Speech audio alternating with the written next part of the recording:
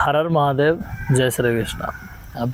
अभी इटावा में जो हादसा हुआ उसको लेके कई गांवों में ऐसे ऐसे बोर्ड लगाए जा रहे हैं, जैसा आप लोगों को स्क्रीन पर देखने को मिल रहा होगा और आप लोगों ने रील के माध्यम से देखा भी होगा।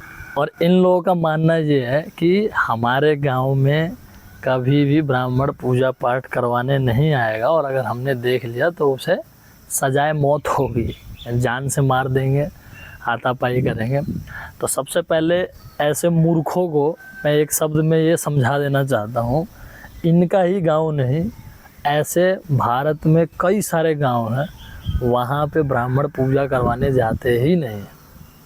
तो ऐसे मूर्खों के लिए मैं एक ही शब्द कहना चाहूँगा कि जब भी पूजा पाठ की बात आएगी, पूजा पाठ करवाने की, तो पूजा पाठ करवाने का हक सिर्फ और सिर्फ वेद पाठी ब्राह्मण को है, जिसने वेद को धारण किया हो, यज्ञोपवीत संस्कार किया हो, गुरुकुल में अपना कम से कम 10 साल व्यतीत किया हो, गुरु परंपरागत वैसा ब्राह्मण, योग्य ब्राह्मण पूजा पाठ करवाने के योग्य होता है। और जो ये गांवों की आप बात कर रहे हैं, इन गांवों में ऐसे ब्राह्मण, वेद पाठी ब्राह्मण पूजा करवाने की तो बहुत दूर की बात है, पैर भी नहीं रखते। आपके गांव में किस प्रकार के लोग पूजा करवाने आ रहे हैं, वो वही आ रहे हैं जो आप डिजर्व करते हैं और डिजर्व करते थे, क्योंकि वैदिक ब्राह्मण अपने स्वाभिमान के अंदर रह के पूजा करवाता है। वैदिक ब्राह्मण के अंदर अभिमान नहीं होता, असली ब्राह्मण स्वाभिमानी होता है, अभिमानी नहीं होता।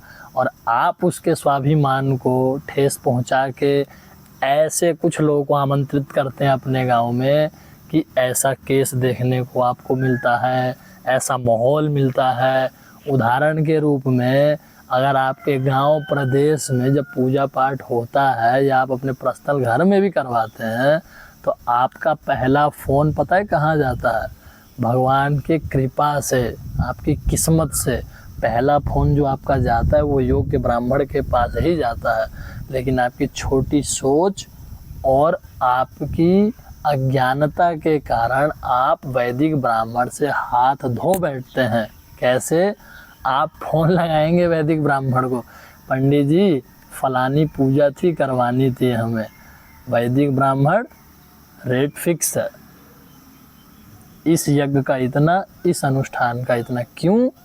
क्योंकि उन्होंने पढ़ा है, मेहनत की है। जैसे आप अपने घर में प्लम्बर बुलाते हैं, मिस्त्री बुलाते हैं, डॉक्टर बुलाते हैं, शादियों में ऑर्केस्ट्रा पार्टी बुलाते हैं, हलवाई बुलाते हैं, जैसे उनका रेट फिक्स होता है क्योंकि उन्होंने उस काम को सीखने में कई वर्ष लगाए हैं, वैसे ही वैदिक ब्राह्मण की भी उचित दक्षिणा फिक्स होती है और वो उसी दक्षिणा में पूजा करवाने में समर्थ होते हैं, कंफर्टेबल होते हैं। लेकिन आप क्या करते हो?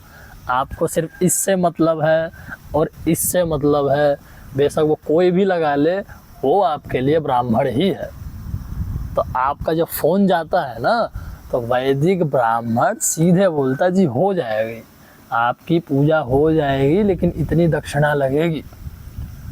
तब आपका जवाब पता है क्या रहता है? नहीं पंडित जी आप तो बहुत ज़्यादा बोल रहे हैं, चलिए सोच के बताते हैं। तब आप 10 गांव और घूमते हैं, 10 कॉन्टैक्ट और भिड़ाते हैं और लास्ट में आपको पता है कौन मिलता है? जिसको सच में आप डिजर्व करते थे। जी हाँ, लास्ट में आपको वही मिलते हैं और वही पूजा आपकी 1100 में करवाते हैं जो वैदिक ब्राह्मण ने 5000 मांगी थी। पूजा के नाम पे भजन कीर्तन, ऑर्केस्ट्रा पार्टी, हारमोनियम बजा के चले जाते हैं, लेकिन वैदिक मंत्रों का उच्चारण नहीं करते और ऐसी पूजा कभी भी फलदायी नहीं होती।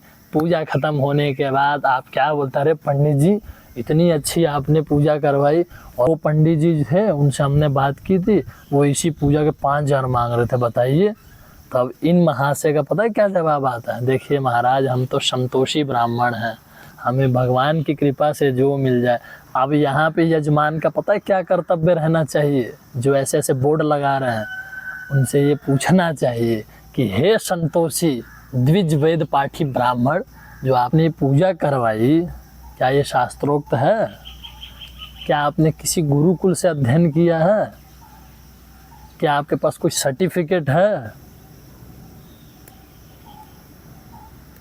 सब छोड़ो, अपने गुरुजी का नाम ही बता दो। तो पता है इनका क्या जवाब रहता है?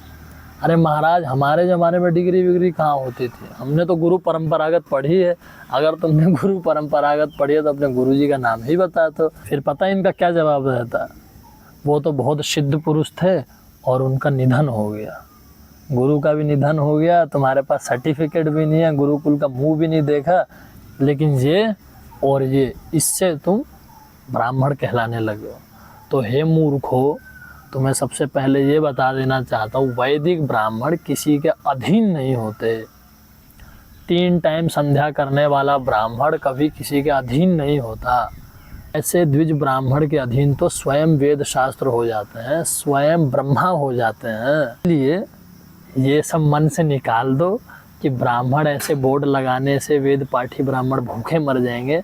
आपके गांव में वही पंडित और वही ब्राह्मण लगातार आ रहे हैं जिनको आप जन्म से डिजर्व करते थे। जैसे आपके कर्म हैं उस तरीके से ही आपके गांव में अच्छे अच्छे महाराज आते हैं और ऐसे ऐसे केस देके जाते हैं। जिसमें पात्रता नहीं होगी वहाँ पे ऐसा कुकर्म होना निश्चित है। और क्या पता ऐसे कुकर्म से स्वयं भगवान ही नारायण करवाते हों। जो जिस चीज़ को डिजर्व नहीं करता उसको वो चीज़ नहीं मिलनी चाहिए। तो ब्राह्मणों को लेके इतनी द्वेष भावना पालना गलत बात है। कोई भी ब्राह्मण जातिवाद नहीं फैलाता।